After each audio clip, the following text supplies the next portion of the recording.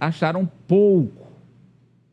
O perdão é de 790 bilhões de reais, mas eles acham pouco. Governadores de oposição criticam vetos de Lula ao programa especial para pagamento de dívidas. Vamos lá, Raniele. Como a gente havia antecipado ontem, alguns vetos poderiam preocupar o governo e, de fato, isso ocorreu, teve repercussão negativa, sobretudo dos governadores que podem ser candidatos à presidência em 2026. Eduardo Leite, o governador do Rio Grande do Sul, ele foi às redes sociais, fez um textão dizendo que recebeu com muita preocupação e indignação os vetos do presidente. De acordo com ele, o Rio Grande do Sul teria que desembolsar 5 bilhões nos próximos anos para compensar os estados que estão com as contas em dia. Essa criação desse fundo foi acordado durante a tramitação desse projeto. O governador disse que aquela suspensão do pagamento de dívidas do Rio Grande do Sul por 3 anos por conta das enchentes pode ir por água abaixo e disse que não vai aceitar. Também o governador Romeu Zema, de Minas Gerais, diz que o governo Lula, na verdade, quer que os governos estaduais paguem a gastança promovida pelo governo, apesar do recorde da arrecadação de 2,4 trilhões de reais em 2024.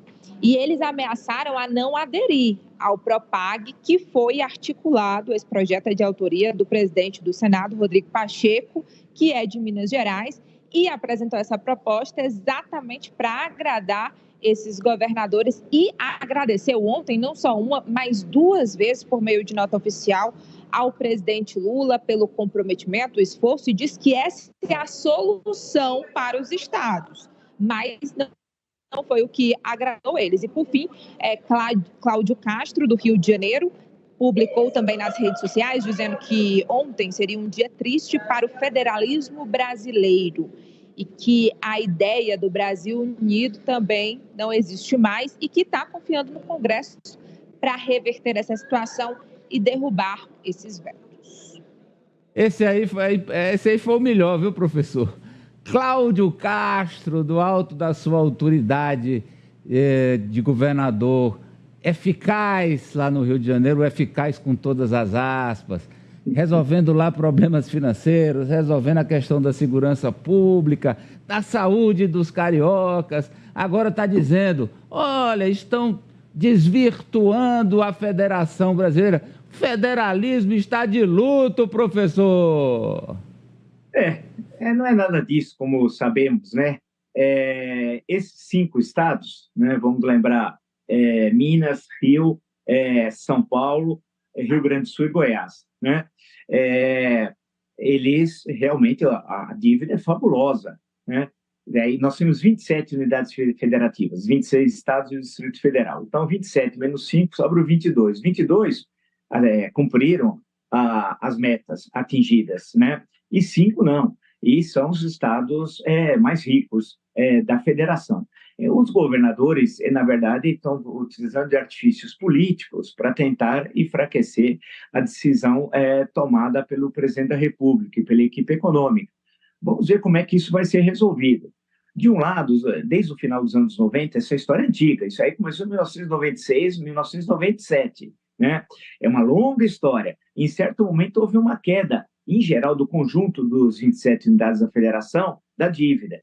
Mas, a partir de certo momento, ela voltou a crescer, e de forma astronômica. Então, a gastança, aí, ao contrário do que diz o Romeu Zema, não tem nada a ver com o governo federal. O problema são desses governos estaduais, inclusive de Minas Gerais, do qual ele é governador. Nos últimos 30 anos, Ari, houve renegociação das dívidas desses 4 estados 4 vezes. Essa é a 4ª. Não, e essa agora, para que o telespectador e o ouvinte entenda, o governo federal reduziu drasticamente juros e rolou em mais 30 anos a partir de agora. Agora, imagina bem, se há uma injustiça, imagina, professor, me acuda aqui, a política do café com leite, que privilegiava com recursos federais, os estados, de Minas e São Paulo, sobretudo, mas também Rio Grande do Sul, Rio, perdurou durante boa parte ali do século passado.